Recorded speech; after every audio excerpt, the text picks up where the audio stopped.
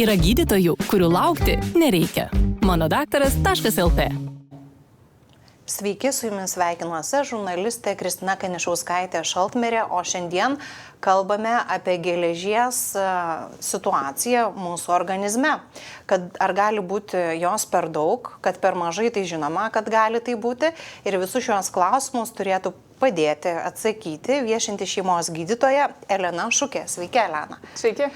Tai sakykit, ar galima sieti geležies stoką su, tarkim, sezoniškumu ir sakyti, kad vasarą, kada atostogaujam, turim daugiau laiko, gal ir geriausia pasityrinėti, kokia ta situacija. Ar būna, kad organizmas signalizuoja ir jau kažkaip pajutę nuovargį, tarkim, daugelis gali pasakyti, kad, na, tikriausiai jau prastai su geležimi. Sezoniškumo tikrai nėra tokiam dalykui, čia ne tokia liga, kuri priklausytų kažkaip nuo oro sąlygų ar labai nuo mūsų veiklos, ar atostogaujam, ar dirbam. Tai tikrai laukti ar vasaros, ar kažkokio kito sezono tikrai nereikia. Tuomet, kai ar turime skundų, ar galų galia ir profilaktiškai tokį dalyką, kaip geležies atsargas reikia pasitikrinti, tai tada ir reikėtų daryti, kai einam kitų kraujo tyrimų ar kai turim skundų.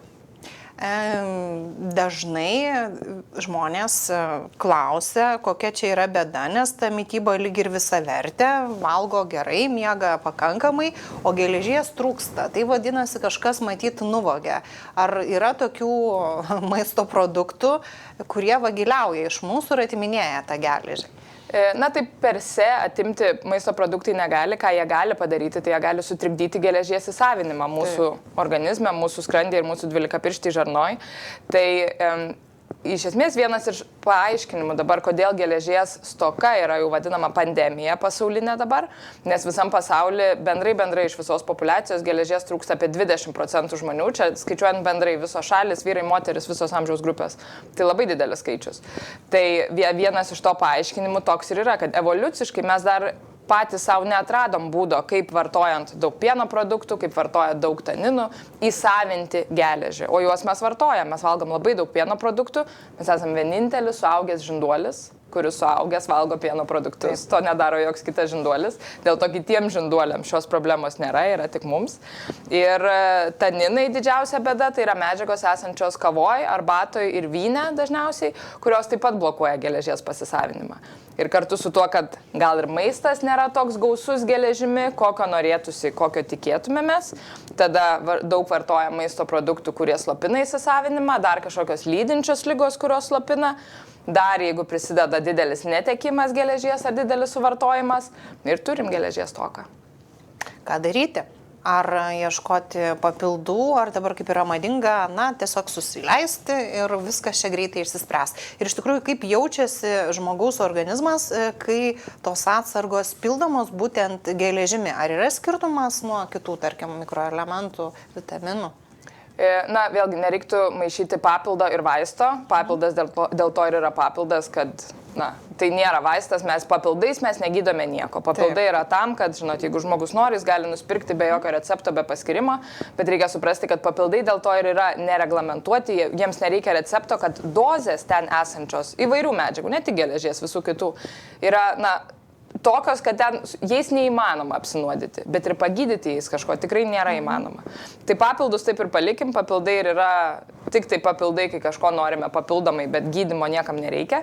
Bet jeigu yra nustatyta geležies stoka, tai ją būtina gydyti, kaip ir bet kokią kitą ligą. Ypač, kai mes pastebim, kad pakalbėjus su pacientu, net jeigu jis atėjo gal dėl kažkokių kitų skundų, bet mes atrandam geležies stoką ir pradedam jau taip sakant, aktyviai klausti, o gal yra toks skundas, o gal toks, o gal trečioks ir paaiškėja, kad yra visa krūva tų skundų, bet jie arba trunka taip ilgai, kad tai jau yra laikoma normalu. Tai čia yra klasika, aišku, apskritai visų mūsų visuomenių, kad moteris, kaip ir kalbėjom, paliegusi, silpna ir išbalusi, nors taip neturėtų būti, bet taip yra, aišku, dėl geležies stokos dauguma tai priema kaip norma, taip neturėtų būti. Arba tokie skundai, kurių žmonės ypatingai dažnai iš vis nesieja su geležies stoka. Tai yra, pavyzdžiui, naktiniai kojų skausmai, neramių kojų sindromas, dažni galvos skausmai. Tai žmonės tikrai ieško bėdos visai kitur arba galų galia tiesiog nusprendžia, kad, man taip yra ir tiek. Taip neturi būti. Tai nustačius geležies stoką mes ir gydome ją vaistais, o vaistai gali būti iš tikrųjų dviejų būdų, jie gali būti arba geriami, tai yra tabletės ar kapsulės, arba lašinami į veną. Kada organizmas įsisavina greičiau ir kiek laiko trunka tas gydymas? Įsisavinama greičiau, žinoma, lašinanti vena, dėl to, kad yra skiriama praktiškai visa reikalinga dozė per 1 arba per 2 kartus. Tai yra gerokai greitesnis gydymo metodas. Įsisavinimo prasme, įsisavinti tabletės ir kapsulės galima lygiai taip pat, bet reikia įsitikinti, kad niekas tam netrukdo. Tai yra, nėra padidėjusio rūgštingumo, nėra Helicobacter pylori bakterijos, kuri gyvena skrandyje, nėra nuo rūgštingumo vaistų vartojimo, nėra dar kažkokių kitų problemų. Plus, dažnai netgi pradėjus vartoti geležies vaistus tabletėmis ar kapsulėmis, nors atrodė, kad viskas bus gerai, bet paaiškėja, kad žmogus jų, taip sakom, netoleruoja. Dėl to, kad geležis šiaip ar taip yra metalas, jį sunku virškinti, skrandis pyksta, kai jam reikia kiekvieną dieną nuolat virškinti, dirbti su ta geležimis pyksta. Prasideda rūgštingumo padidėjimas, skrandžio skausmai, paleidžia vidurius, prasideda pilvo skausmai. Tai tokiu atveju mes irgi nebeturim ką daryti, mes turim gręžtis į taip vadinamą intraveninę geležį, lašinamą geležį. Minėjote dar prieš įsibėgėjant mūsų pokalbį studijoje, kad moteris ir vaikai dažniau yra toj riziko zonai. Kodėl taip nutinka? Moteris, žinoma, dėl praradimo, kiekvieną mėnesį menstruacijų metu moteris praranda eritrocitus, kuriuose pagrindinė sudedamoji dalis yra geležis. Iš tiesų, kas yra įdomu, moters menstruacijų gausumas nėra tiesiogiai susijęs su prarandamos geležies kiekiu. Tai reiškia, kad moteris, kurioms atrodo, kad jų menstruacijos nėra gausios, nereiškia, kad jos netenka mažiau geležies.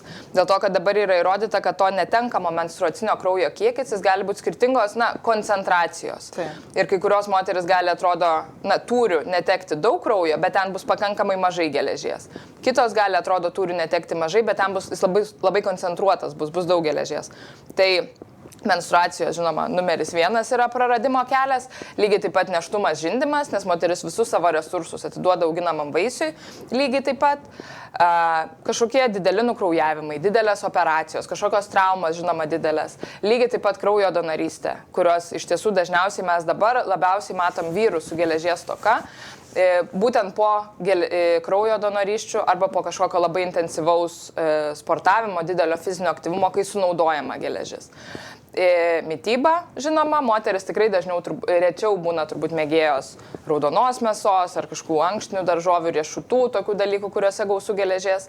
Su vaikais lygiai tas pats. Vaikų mitybos problemos apskritai yra pasaulinė problema, nes kuo labiau išsivysčiusi šalis, tuo daugiau apie tai kalba, nes vis daugėja vaikų nutukimo. Vaikai iš tiesų valgo prastą maistą, valgo daug pridėtinio cukraus, valgo daug pieno produktų labai, nes mes į tai labai orientuoti, ar ne? Kad vaikui, kad tik kalcio netrūktų. Taip. O visa kita. Kur visa kita? Tai būtent dėl mitybos vaikams dažniausiai. Ir tada, žinot, jeigu vaikas gimsta iš nėštumo, kurio metu jau trūko geležies, vaikas jau ateina iš esmės su tokiu trūkumu pas mus, tada maitinamas motinos pienu jis gauna gerą geležies kiekį, jeigu mama turi gerą geležies kiekį, bet jeigu jinai jau nėštumo metu neturėjo ir dabar jinai neturi, tada prasideda primaitinimas, kur vėlgi jogurtai, pienas, varškės ir panašiai, nes tai vaikui sveikiausia, ar ne?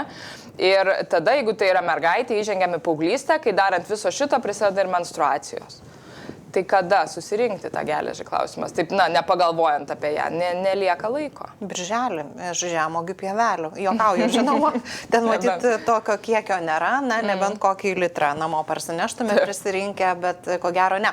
O tie produktai, geležies saugotojai, jūs jau paminėjot ir ankštiniai, raudona mėsa, ar ne, žinau, kad ir žemuogėse yra, žodžiu, traukti į savo mitybos horizontus ir mėginti kažkaip tai gyventi su tuo, ar ne?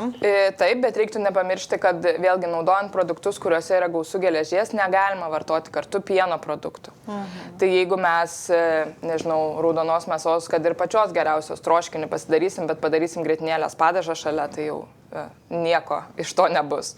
Ir tai yra ne tik toks grynas kartu valgymas, bet bent jau 4 valandos prieš ir 4 valandos po to geležies šaltinio reikėtų nevartoti pieno produktų, kavos, arbatos, vyno.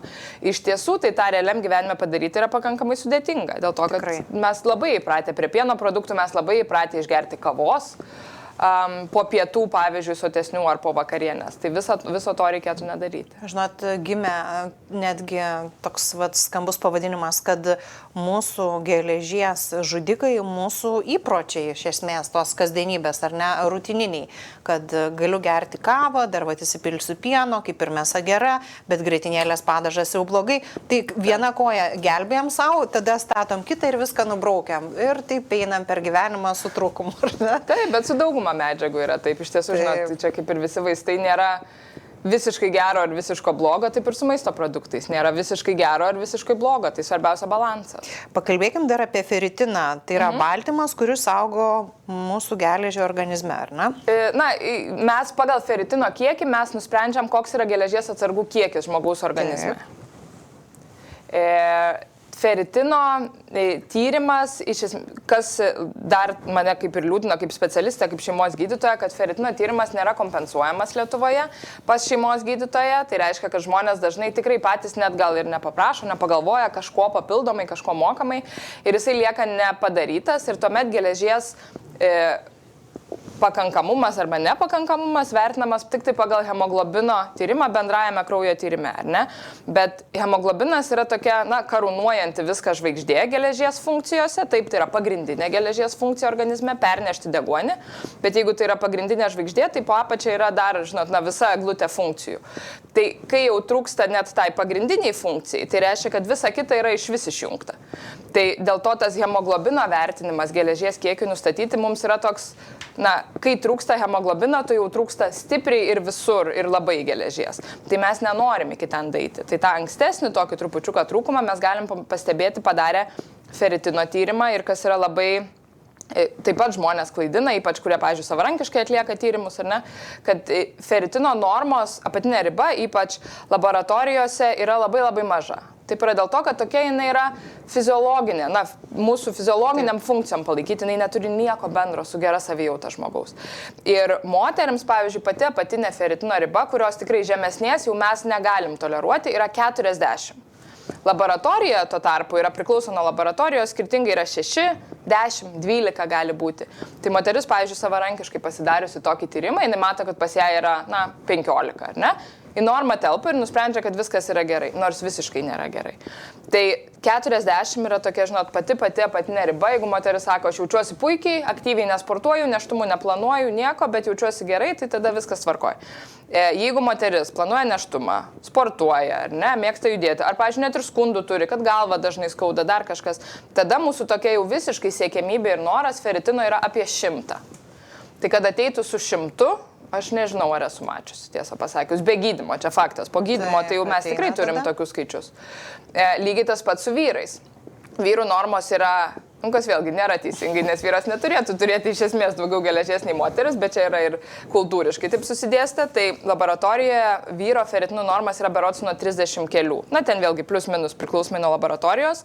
Suaugusiam vyrui, dar neduok die, jis mėgsta pasportuoti, pabėgioti ar dviratį paminti, mums reiktų mažiausiai 150.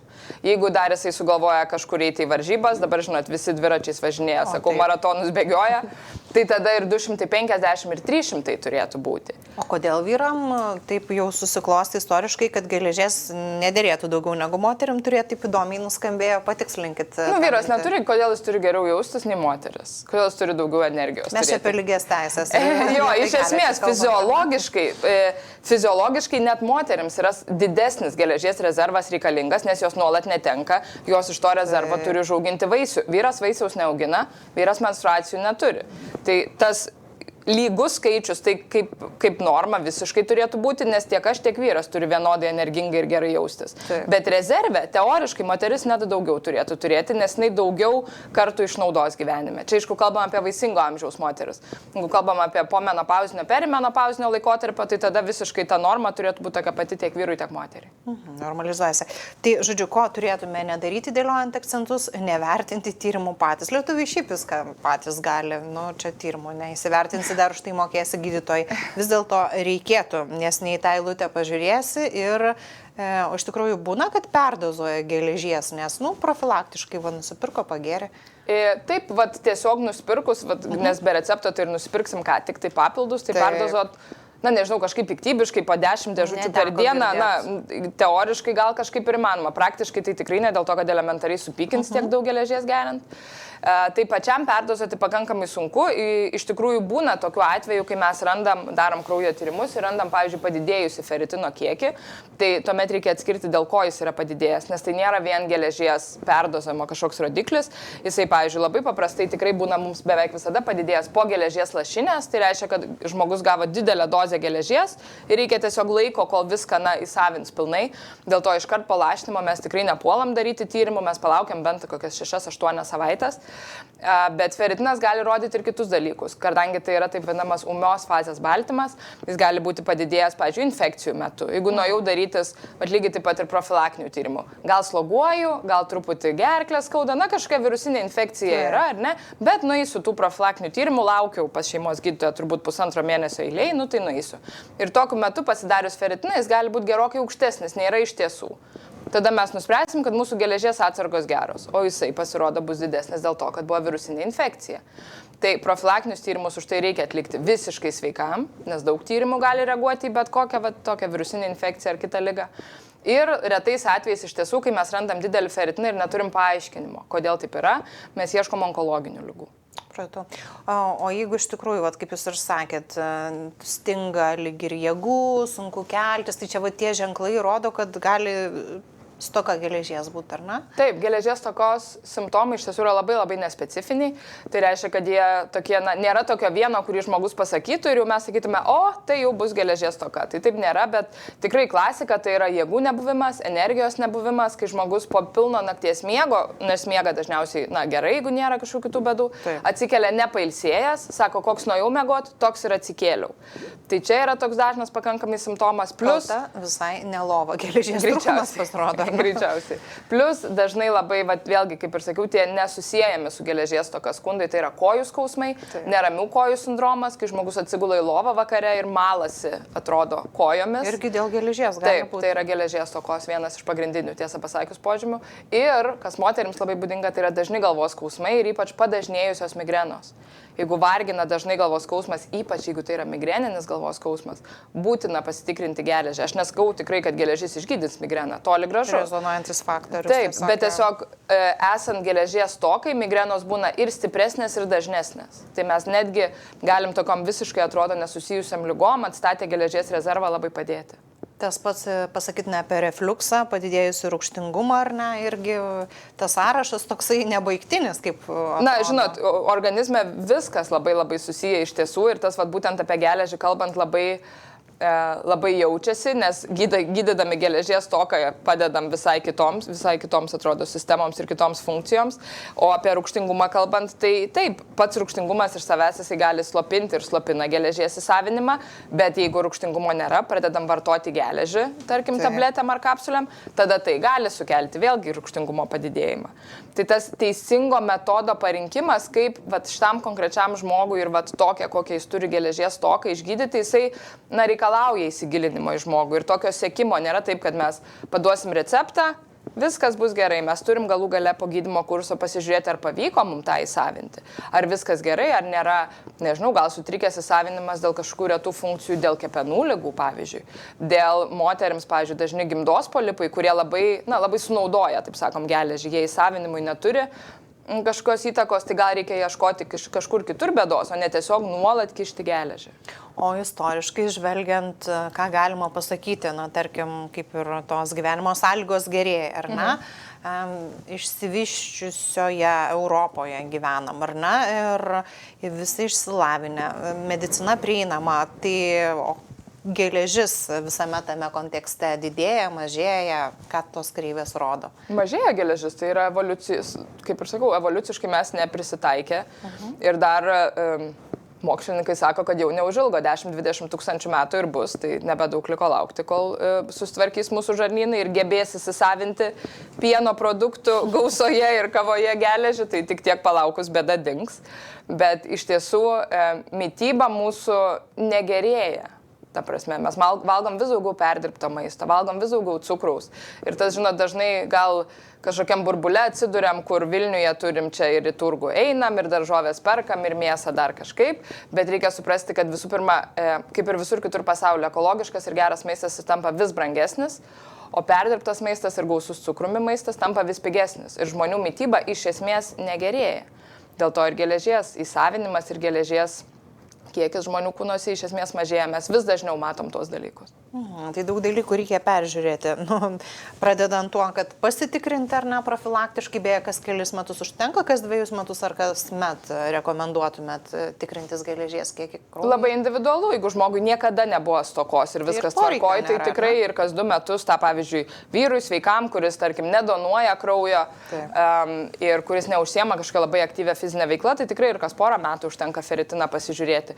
Bet jeigu tai yra moteris, kuri, pavyzdžiui, netgi turėjusi kažkada geležies stoką, tai mes kartais ir kas pusę metų tikrinam, norėdami pagauti tą, jau kada pradės kristi, kad nereikėtų vėl gydymo. Gal mes pagavę anksčiau trupučiuką, galim truputį mitybą pakoreguoti, dar kažką ir taip nenusieiti iki to visiško trūkumo. Tai tiek informacijos šiandien apie geležį. Gal kažkokį tai linkėjimą dar turėtumėt, ko imtis ar ko nedaryti, nors viską labai gražiai supasakojot, bet būna lieka kažkokia viena mintis dar ir nepasakyta. Ko imtis, žinot, mano visai vienas linkėjimas - nueiti profilaktiškai pas savo šeimos daktarą ir jisai sudėlios visą planą. Imtis, žodžiu, už raktų ir pas gydytoją, pasižiūrėti, kokie ten reikalai. Aš tik priminsiu, kad šiandien apie geležies trūkumą mūsų organizme pasakojo šeimos gydytoja Elena Šukė. Ir dėkoju, kad buvote kartu. Tikiuosi, papildysite savo atsargas ir, vasara bus lengvesnė, kaip ir visas tolimesnis gyvenimas. Tai ačiū už dėmesį, iki kitų kartų. Visi gydytojai pirštu pasiekiami. Monodaktaras.lt